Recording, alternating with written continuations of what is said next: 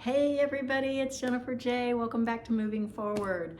Hey, I was gone last week. Howard and I went on our honeymoon to Colorado. Thank you goes out to Troy and Anita Baumgartner, who let us have the use of their home while we were there. That was amazing. They were out of town, and so it worked out. We had a wonderful time, and we are back and hit the ground running with ministry again. So thank you for joining us.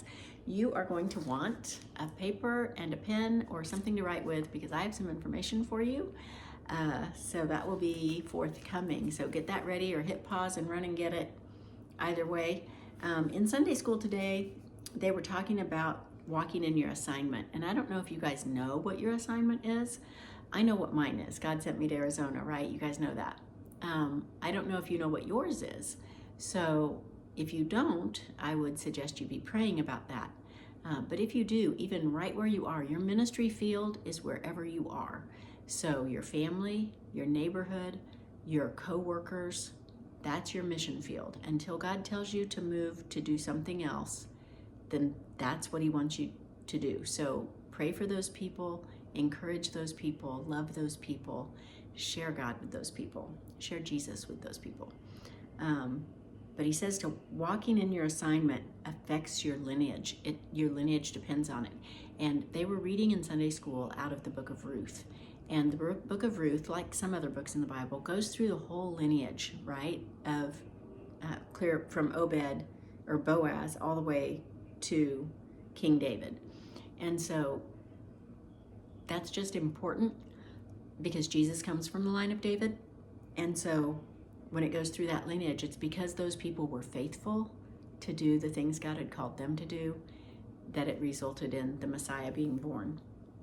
So it's important for us too. Generations depend on our faithfulness. So our kids, our grandkids, our great-grandkids, even to several generations, because in Jeremiah, when he was writing about the Messiah coming, and that was out of chapter 33, that was 600 years before the Messiah actually came. So lots of generations in there, right, that are depending on the faithfulness of these other people.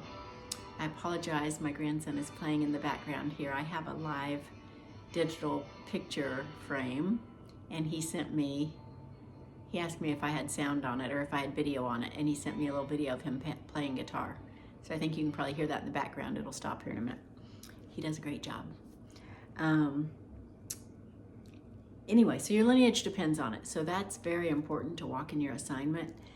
So if you want to read through the book of Ruth, it's very short. It's not real long. You can probably read it in a day. It's not going to take you all day. You can read it in one sitting is what I mean. So I would suggest sitting down reading that. It is Old Testament. And what Pastor always says is the Old Testament conceals what the New Testament reveals. So everything that's in the Old Testament is just pointing to what's going to happen in the New Testament. And Jeremiah was in jail when he was preaching the word. So his assignment wasn't easy, right? He had been jailed for sharing the gospel. And he continued to share. And he wrote, the book of Jeremiah is written. He writes down all the things, all the visions, all the things God told him. And something in that Pastor brought out was the I wills, because he says when God says I will, that's a promise. He doesn't not like people. We don't have to say, I promise I'll do it to ensure that we're going to. His word is just His word. If He says He will, it's a promise because He doesn't lie. So that's really important to read through and count how many I wills there are. Like as you're reading, I would even underline those or highlight them or whatever you do with your Bible to make notes. I would do that every time you see I will, because that's a promise and you can count on it. He was also talking about the Advent season. And so he was talking about the 3 purple candles and the 1 pink candle and the 1 white candle. And so Christ is the white candle in the middle, right? And we light that one at Christmas time. But before that, we have the candle of hope, which was today. That was purple. We have the candle of peace and love and joy. And joy is the pink one. But we have those to remind us about the coming Messiah. And he said some people ask him, what's more important, Jesus' birth or Easter when Jesus rose from the dead? But, we wouldn't have Easter if we didn't have Christmas. So it is important. And I know you guys can see my Christmas decorations. I have a tree and I have stockings back there. And that's not for Santa Claus, right? That's to celebrate the birth of my Savior, Jesus Christ. And so we do give gifts to one another as a celebration of Christ living in us, but we don't do the whole Santa Claus thing. I mean, we're grown-ups, right? It is fun for kids to have that fantasy when they're toddlers, but as they're old enough to understand, even by age 4, they say, don't lie to them if they ask, because they need to know that it's about Jesus. It's about Jesus being born and Jesus' birthday. So, but at the Advent season comes from the Greek word adventus, which means the coming of the Messiah. So that's what it's all centered around. And so I had a lot of people tell me today that, oh, my sermon at church today was about hope too. And that's for a reason. It's because it is the first Sunday of Advent and we light the candle that represents hope. So it would make sense that your church did a sermon about hope. But now to the information I told you to get a pen and paper for, I wanted to let you guys know I am taking pre-orders for the book now. Several of you had asked me how to get an autographed copy.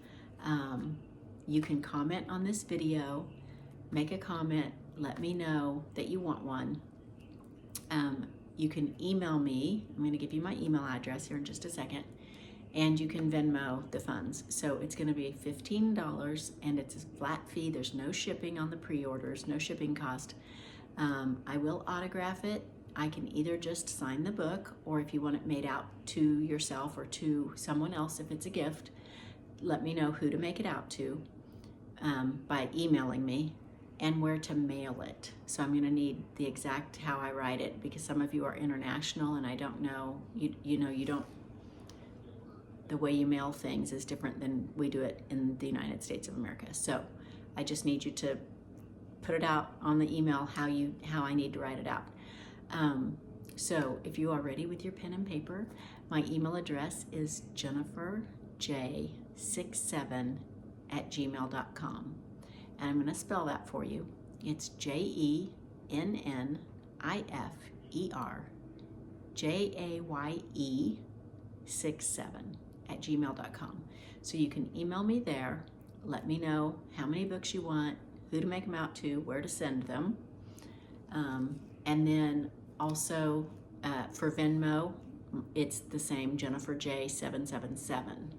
So it's going to be Jennifer J, J-A-Y-E, -777. So that's my handle on Venmo.